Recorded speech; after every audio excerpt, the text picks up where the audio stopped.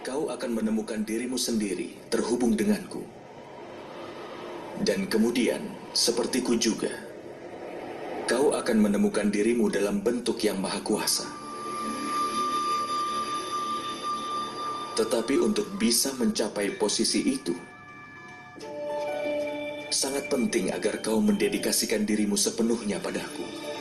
Apa yang kau maksud dedikasi, Madawa? Itu adalah keadaan di mana pikiran manusia menyerah pada semua keinginan hingga tidak membuat dedikasi untuk diri sendiri. Dan tidak juga mengambil sumpah orang dengan cara kerja yang diberikan kepadanya. Pada kenyataannya, kalau kau mulai mendedikasikan dirimu untuk seseorang, dan kau melakukannya sendiri, pikiranmu, akalmu, pengetahuanmu, keinginanmu, emosimu, dan segala sesuatu yang kau miliki kepada seseorang, maka komitmen tersebut disebut sebagai sebuah pengabdian.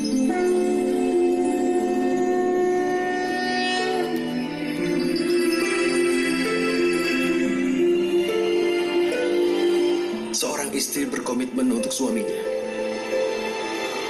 Prajurit berkomitmen pada panglima pasukannya. Sementara murid berbakti pada gurunya. Semua bentuk pengabdian itu apakah sama? Bukankah semua itu untuk mencapai yang maha kuasa? Tidak, Partha. Ketika seseorang berbakti untuk sesuatu, ataupun untuk seseorang, itu tergantung acuannya. Dia tidak meninggalkan ruang untuk keraguan. Atau pertanyaan pengabdian terhadap seseorang. Yang jahat bisa membuat orang menjadi memfitnah.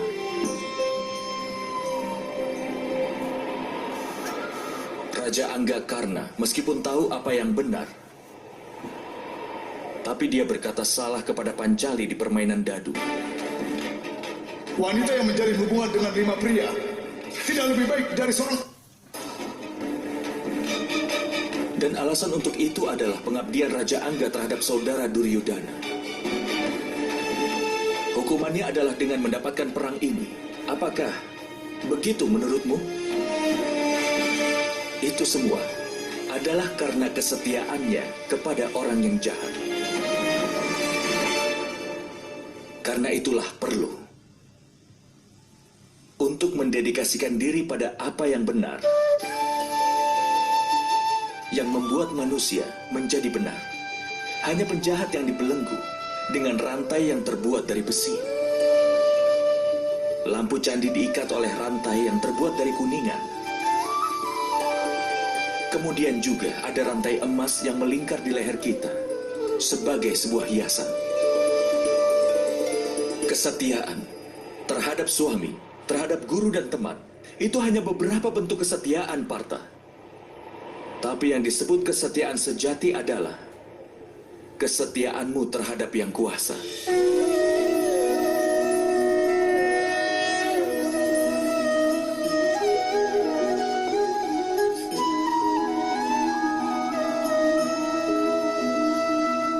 Tapi apa pengabdian terhadap yang kuasa harus dilakukan dengan Sangya Yoga atau Karma Yoga? Karena Sankhya Yoga, manusia tahu bahwa mereka hanyalah jiwa. Dan karena Karma Yoga, mereka bisa membebaskan diri dari ikatannya.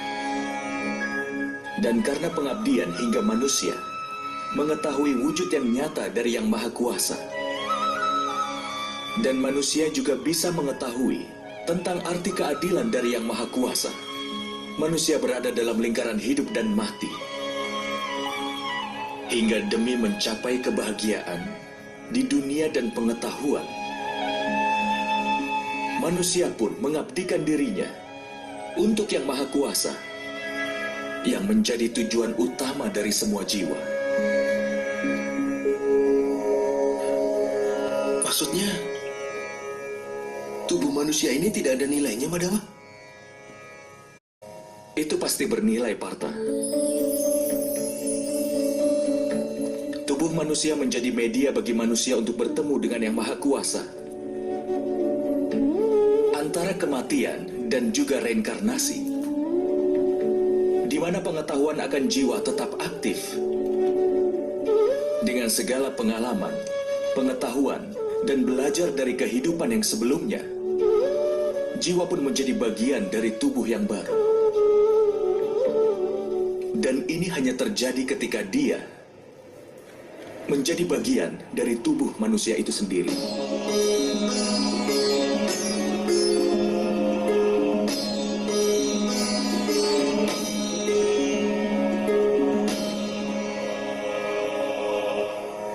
Tapi Madawa, dengan membunuh orang-orang yang hadir di sini, apakah kita tidak menghancurkan kesempatan untuk menyelamatkan mereka?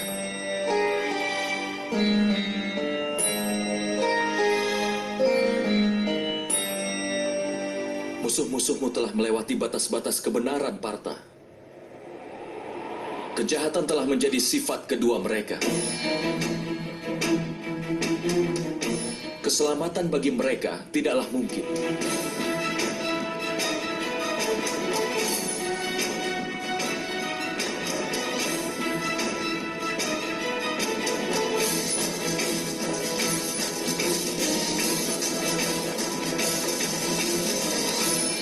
Orang pendosa dapat diberikan kesempatan untuk memperbaiki diri hanya sampai batas tertentu. Aku pernah menghukum Sisupala. Tapi itu memang perlu untuk menghukumnya. Jika kita membiarkan orang berdosa untuk terus melakukan dosa, maka dia akan semakin banyak menurunkan lebih banyak lagi kejahatan dan dosa-dosanya.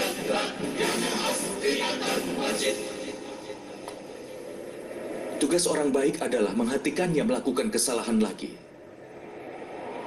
Jiwa-jiwa ini tidak akan mencapai akhir, tapi tubuh mereka akan rusak oleh ketidakbenaran dan menjadi bagian dari tubuh manusia baru. Tetapi ada lebih banyak kesempatan lagi dalam tubuh baru mereka.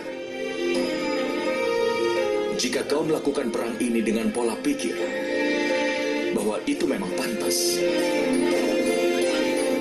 tubuh manusia bagi manusia adalah kekayaannya sebagai harga diri mereka. Mereka yang menempuh jalan kebenaran akan memurnikan tubuh mereka. Dan melalui jalan itu, mereka akan bertemu dengan jiwanya. Ini adalah hubungan antara Kshetra dan Kshetragna. Aku tidak bisa mengerti tentang hal itu, Madawa. Ketika ada yang tahu bahwa tubuh kita adalah seperti bagian dari tanah ini, artinya hanya tempat yang seperti Kshetra, dan orang yang mengerti tentang tanah tersebutlah yang ada di sana. Karena itulah, maka dia menjadi seorang Kshetragna. Kemudian lewat tubuhnya bisa mengukur kemajuannya. Jiwa dalam tubuhnya akan menyeimbangkan 3 kebajikan itu. Dengan pengabdian untuk Yang Kuasa, dia bersatu dengan Yang Maha Kuasa. Yang dilakukan seorang pemuja adalah berbakti, bukan pengabdian, Madawa? Tidak, Partha. Itu langkah pertama untuk pengabdian secara nyata. Dalam kenyataan, pengabdian bukanlah tugas, tetapi itu merupakan sebuah keputusan.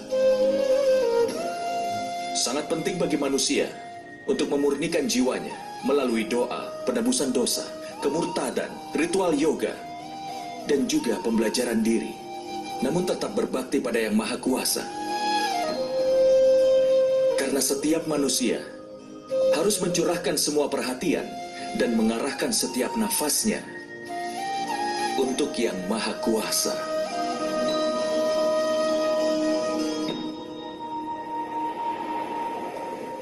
Jika pengabdian adalah keputusan, lalu apa pentingnya berdoa, penebusan dosa, dan hal semacamnya? Banyak cara dan alat untuk membersihkan dirimu hari ini, dan nanti akan kotor lagi. Pikiran manusia akan tertuju lagi pada Yang Maha Kuasa hingga berulang kali.